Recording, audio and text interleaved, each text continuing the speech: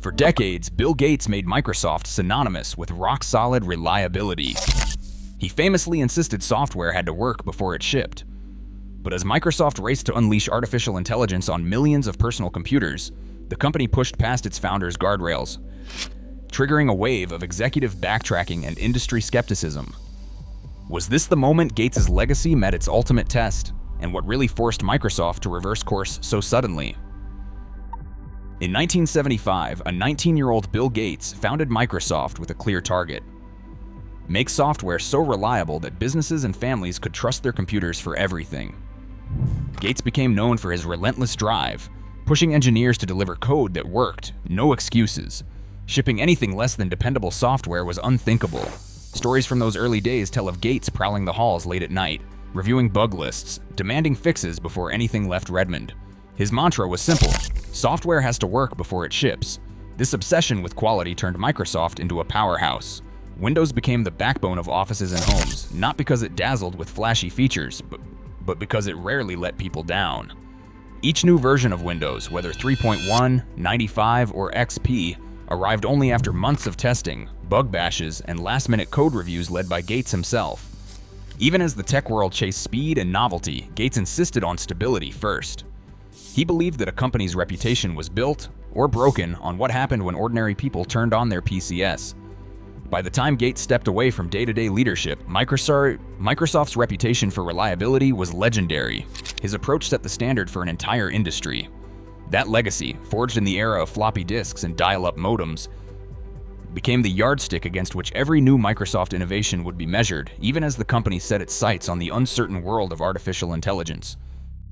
Bill Gates never shied away from sounding the alarm on new technology. Even after stepping back from Microsoft's front lines, he spoke out about the need for guardrails around artificial intelligence. In interviews, open letters, and keynote speeches, Gates urged policymakers and tech leaders to slow down and think, warning that AI could upend the job market and open doors to new kinds of abuse if left unchecked.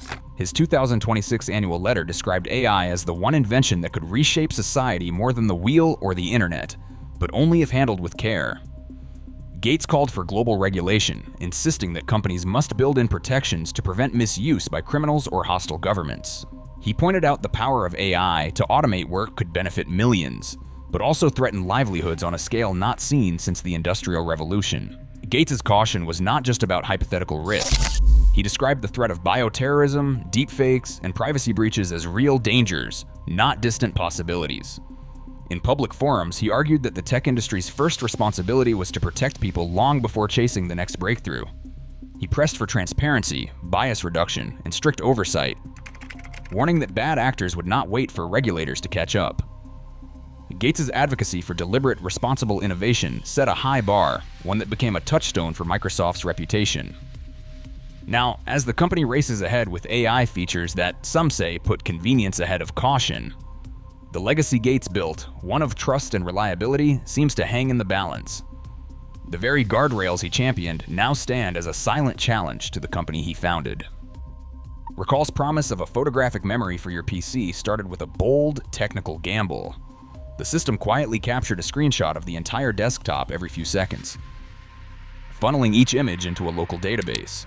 Instead of encrypting these records or walling them off with hardware-level security, engineers chose a simple, familiar tool, a plain-text SQLite file sitting on the user's drive, unprotected. This meant every search, every private message, every password typed on screen could be reconstructed from that archive. No advanced hacking required.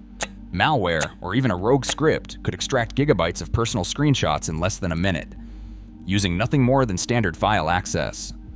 The default design offered no opt-out, no biometric lock, and no warning to users about what was being stored. Filters and deletion tools existed, but the raw data was always there, waiting. Security researchers quickly noticed the flaw, running proof-of-concept attacks that dumped entire screenshot histories in seconds. The engineering culture that once prized airtight reliability now seemed to bet on speed and convenience, trusting that local storage alone would keep users safe. The architecture's simplicity, meant to make recall fast and seamless, instead left the door wide open to abuse. This was not a sophisticated breach. It was a design that made exploitation trivial, exposing the risks of prioritizing innovation over the basics of security. security researchers wasted no time putting Recall's design to the test. Within days of the feature's public reveal, Alexander Hagana published a proof-of-concept tool called Total Recall, which could siphon off a complete screenshot archive from any Copilot plus PC in seconds. The tool did not rely on zero-day exploits or advanced hacking. It simply copied the unprotected SQLite database, demonstrating that malware or even a basic script could extract a user's entire digital life with a single command. Screenshots of emails, passwords, financial data, everything stored in plain sight, ready for exfiltration. The speed of these attacks shocked even seasoned security professionals. Tests by Kevin Beaumont and others clocked full data dumps in under a minute. The exploit's simplicity left little room for doubt. Any malicious software landing on a Recall-enabled PC could walk away with gigabytes of sensitive information before antivirus tools even noticed. Microsoft's response was swift but reactive. On June 7, 2024, the company paused the general rollout, shifting Recall into the Windows Insider program for further vetting.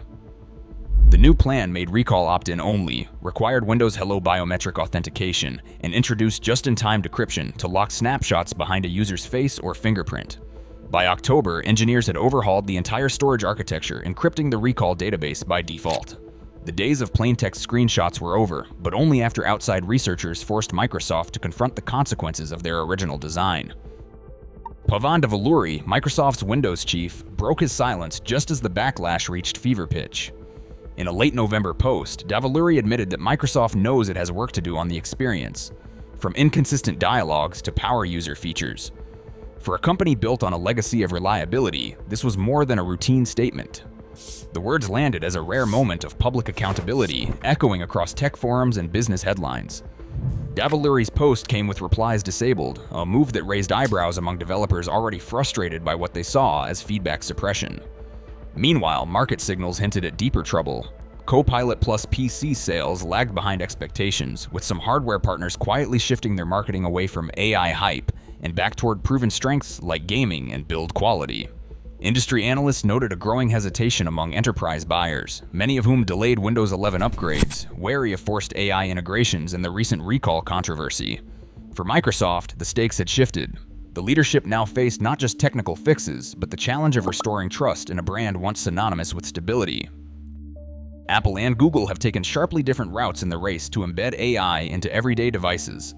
Apple's approach centers on privacy and control, making every AI feature opt-in and keeping most processing on the device itself. At WWDC 2024, Tim Cook underscored this strategy, calling privacy a fundamental right and promising that Apple Intelligence would never train on personal data without explicit permission. Google, meanwhile, has leaned on sandboxing, cordoning off AI features in tightly controlled environments. Sundar Pichai's keynote highlighted how Gemini Nano and other models run in isolated spaces, with no persistent access to the rest of the system, and users must activate features like Circle to Search before any data is processed. AI ethicists like Timnit Gebru and Gary Marcus have warned that the tech industry's rush to deploy generative models carries hidden risks, including bias, surveillance, and security lapses that may not surface until it is too late. Their critiques echo through analyst forecasts, which now predict that by 2026, nearly half of Windows users could opt out or disable AI features entirely, citing privacy and control as top concerns. As Microsoft faces mounting pressure to match the privacy standards set by its rivals, industry watchers are left wondering, will the company double down on its AI vision or pivot toward a more cautious, user-driven model? Today, Microsoft's AI ambitions face more scrutiny than ever. As innovation outpaces trust, every update rewrites the terms of our digital lives. The real test isn't what companies promise, it's how they respond when users push back. In this new era, vigilance shapes the future. Share your thoughts below.